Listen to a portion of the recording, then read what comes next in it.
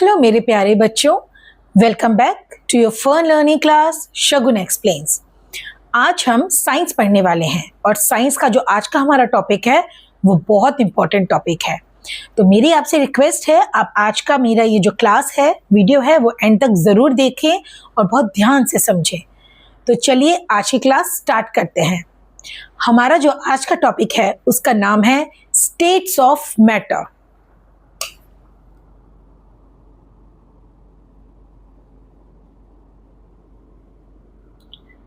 States of matter, इसका ये मतलब है कि जो मैटर है वो कितनी स्टेट्स में पाया जाता है या फिर कितनी फॉर्म्स में पाया जाता है, आज हम ये पढ़ने वाले हैं। तो सबसे पहले हमारे लिए ये समझना इंपॉर्टेंट है कि मैटर होता क्या है। जितनी भी हमारे आसपास की चीज़ें हैं, जैसे ये पेन है, बोर्ड है जो हम देख पा रहे हैं, और वो चीज़ें जो हम जैसे फील भी कर पाते, जैसे एयर है, ये सब किसकी बनी हुई होती हैं? ये सारी चीज़ें मैटर से बनी हुई होती हैं। और आज हम यही पढ़ेंगे कि वो जो मैटर होता है उसकी क्या क्या स्टेट्स होती हैं। तो मैटर की 3 स्टेट्स होती हैं, सॉलिड, लिक्विड एंड गैस। तो चलिए अब हम स्टार्ट करते हैं।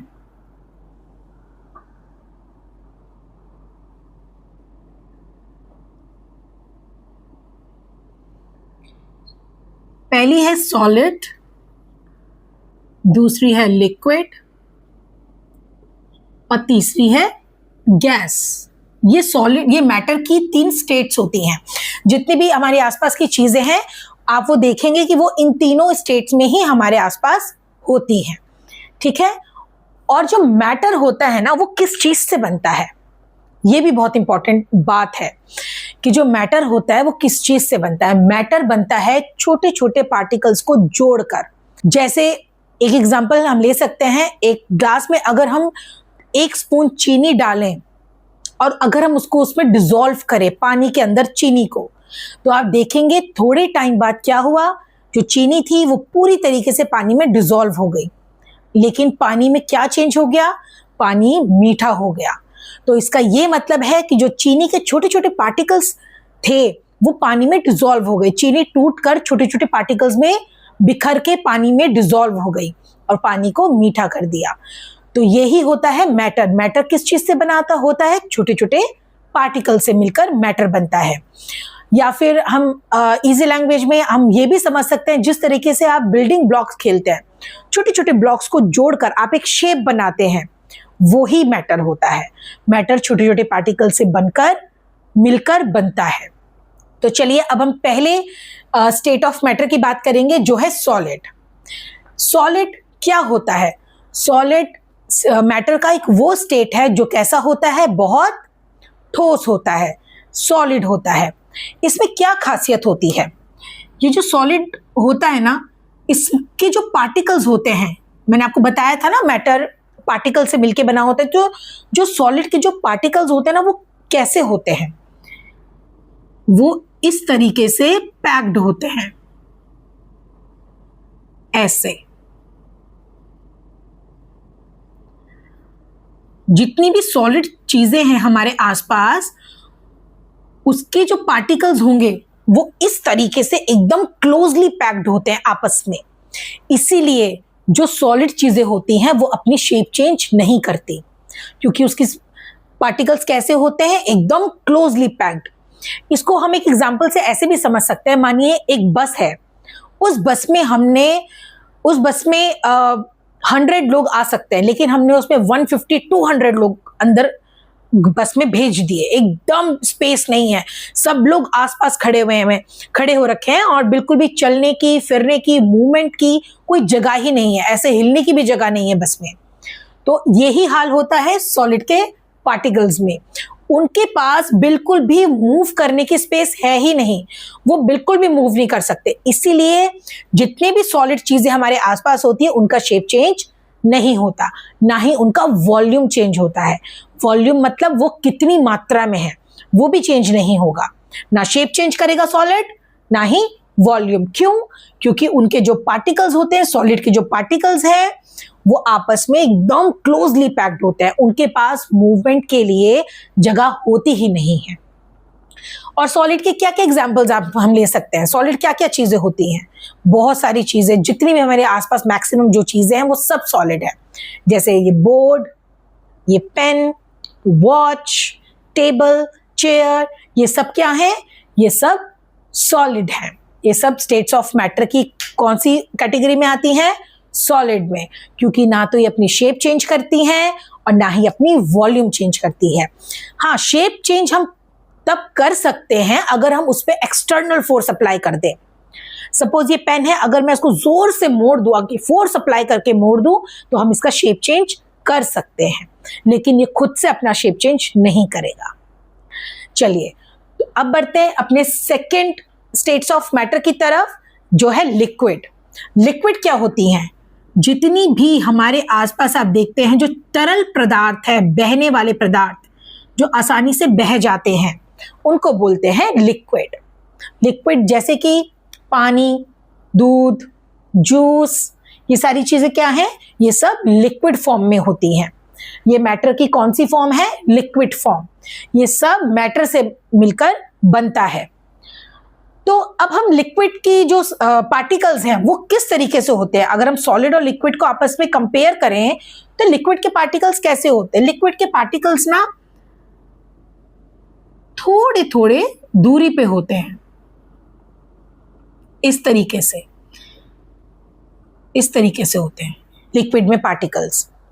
ये आप इस तरीके से समझ सकते हैं कि सपोज हमने एक रूम में 10 लोगों को अंदर बैठा दिया है, छोटा सा रूम है, 10 लोगों को भेज दिया है, लेकिन हाँ, वो लोग, इतनी स्पेस है कि वो लोग चल पा रहे हैं, इधर से उधर मूव कर पा रहे हैं अपनी मर्जी से। तो वो ही होता है लिक्विड के पार्टिकल्स के साथ।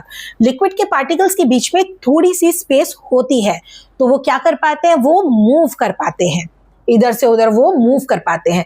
इसीलिए जो लिक्विड होता है वो बह सकता है। ठीक है, वो एक जगह ठोस बनके नहीं रहता, लिक्विड बह सकता है। क्यों? क्योंकि उसके पार्टिकल्स के बीच में थोड़ी सी स्पेस होती है जो उसको मूव करने में हेल्प कर देती है, इसलिए लिक्विड मूव कर पाता है।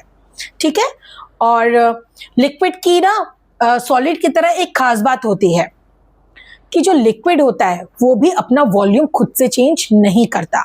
जितनी मात्रा में हमने लिक्विड को लिया है वो उतना ही रहेगा, अनटिल अनलेस हम उसमें और ना डालें या और कम ना करें। जितना लिक्विड है वो उतना ही रहेगा।